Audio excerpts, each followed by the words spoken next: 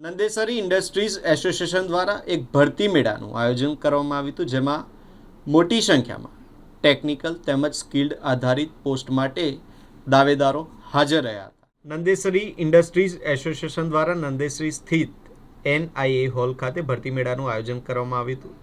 અગાઉ જાહેર કરાયેલી તારીખમાં ફેરફાર કર્યા બાદ આજે ફરી ભરતી મેળો યોજાતા રોજગારની શોધમાં આવેલા યુવાનો મોટી સંખ્યામાં ઉમટી પડ્યા હતા. આ ભરતી મેળામાં chemist, electrician, operator, lab technician તેમજ સ્કિલ્ડ હેલ્પર જેવી વિવિધ જગ્યાઓ માટે ઇન્ટરવ્યૂ લેવામાં આવ્યા હતા. ઉમેદવારો પોતાના શૈક્ષણિક લાયકાત અને અનુભવના જરૂરી દસ્તાવેજો સાથે હાજર રહી ઉમેદવારી નોંધાવી રોજગારી મળશે તેવી આશા વ્યક્ત કરી છે. આપણા લોકલાડીના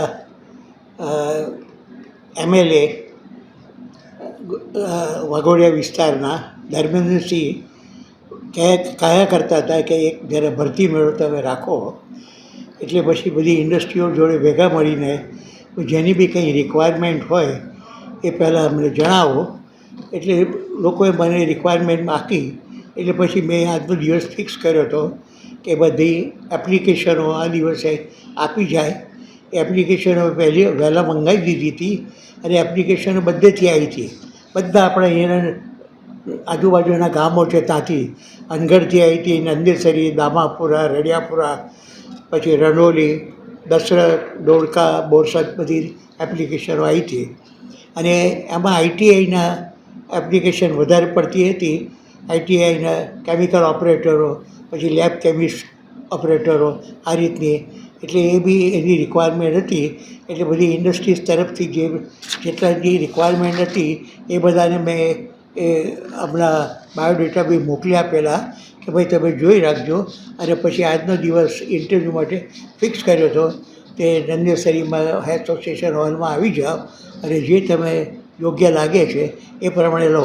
આની અંદર જે એપ્લિકેશનો જોઈ તો મોટા ભાગે ITIવાળા વધારે પડતા હતા, થોડા ઇલેક્ટ્રિશિયન બી હતા. અમે જો કે એ બી માગેલી કે ઇલેક્ટ્રિશિયન બી જોઈએ અને પ્લાન્ટ ઓપરેટર. અને અમે કહ્યું હતું કે ભાઈ આ જેને જોબ નથી એ આવે તો વધારે સારું, જેને જોબ છે એ આમાં પ્રયત્ન ભાગ ના લેતા. કારણ કે આ એટલા માટે યોજ્યું છે કે જે ITI થયેલા છે એમને જોબ નથી મળતી તો એમનો ચાન્સ રહે. જેને જોબ છે એ જો આમાં આવી જાય તો બાકીના બીજા રજી પડે. એટલે એ હિસાબે અમે એ રીતની એપ્લિકેશન મંગાવી હતી. અને મેં અમારી ઇન્ડસ્ટ્રીઝ બી કહ્યું હતું કે ભાઈ જે ITI થયા છે ફ્રેશ, જેને જોબ નથી એને જ તમે લેવા પ્રયત્ન કરજો. અને તમને જે યોગ્ય લાગે તો તમે ઇન્ટરવ્યૂ લઈ લો. એની અંદર અમે લેબ કેમિસ્ટ બી માગી હતી અને અહીંયા લેબ કેમિસ્ટમાં લેડીઝ બી આવ્યા હતા અને બધા આવ્યા હતા.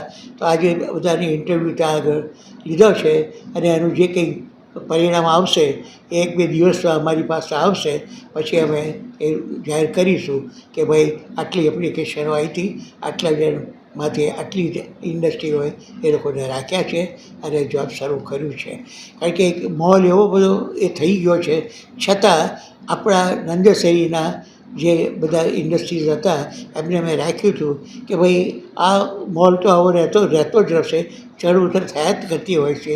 આપણે ઇન્ડસ્ટ્રી ચલાવવાની છે, સંજોગો જેવા બી હોય એની અંદર આ જે માણસો કામ કરે છે એમને નોકરી મળવી જોઈએ. એટલે એ લોકોને એટલીસ્ટ એમનું જીવન નિર્વાહ શરૂ થઈ જાય.